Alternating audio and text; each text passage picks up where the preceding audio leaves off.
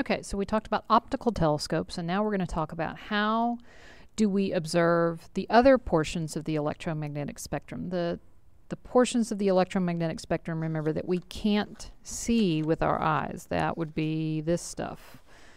Radio, microwave, infrared, ultraviolet, X-rays, gamma rays, all of those things. How do we detect that?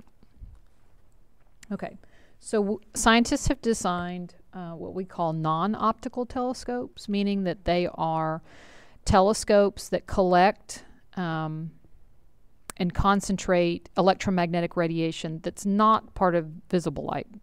So it's going to be maybe radio waves or microwaves, X-ray, ultraviolet, gamma rays, infrared, something like that. Okay, you cannot see electromagnetic radiation other than the rainbow of colors from red to violet. That's visible light.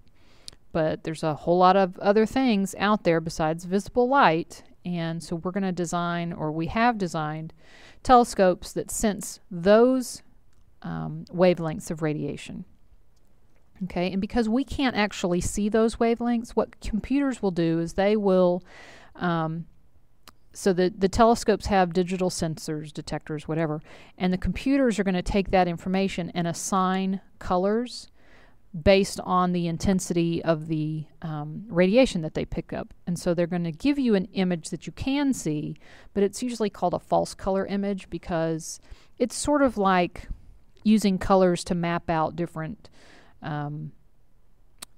elevations or other things like that. So it's not actually that the colors are red or blue or green or what have you. They use different colors to represent different images, different information within that image. Maybe red might show you a very, very, very high intensity area of ultraviolet rays, and maybe yellow is not so high in intensity, things like that. Okay. All right, so we do have what's called radio telescopes. And radio telescopes look like big satellite dishes. And satellite dishes basically are picking up radio waves and detecting them and converting them to a TV signal in your home.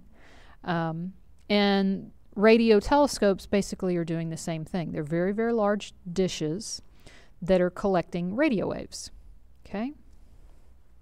They have to be large so that they can detect radio waves from outer space. Also, radio telescopes typically are large because radio waves themselves are very long wavelength. They can be several hundred meters in wavelength. So you have to have a large telescope in order to be able to detect those. Okay. We can use data from radio telescopes to analyze properties of dust clouds where stars, planets, and new solar systems are forming. We can also study the sun with radio telescopes, particularly solar flares. So there's a lot of things that are able to be done with radio telescopes. Radio telescopes are big, big, big curved satellite dishes, basically. Okay, so how's the surface of a radio telescope similar to a mirror in a reflecting telescope? They are both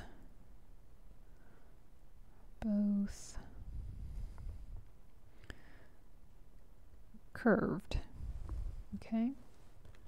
So that the electromagnetic radiation comes in, hits the curved surface, and starts to focus to a point. Okay. Other types of non-optical telescopes, okay?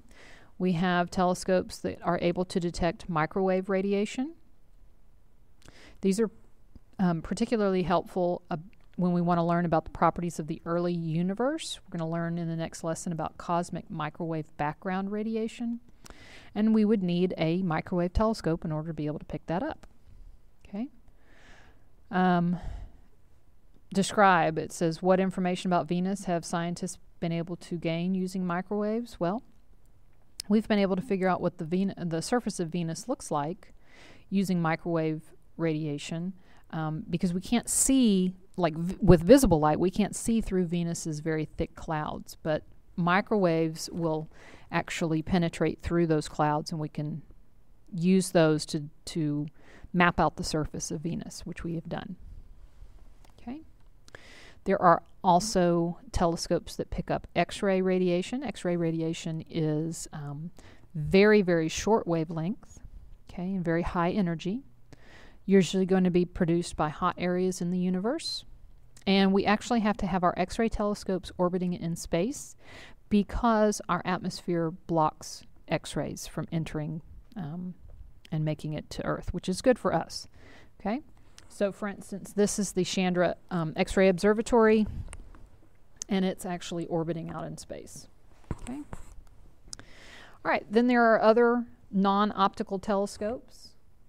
We have telescopes that can pick up infrared radiation, telescopes that can pick up ultraviolet radiation, telescopes that can pick up gamma ray radiation. Gamma rays are the most energetic, shortest wavelength, highest frequency, and highest energy.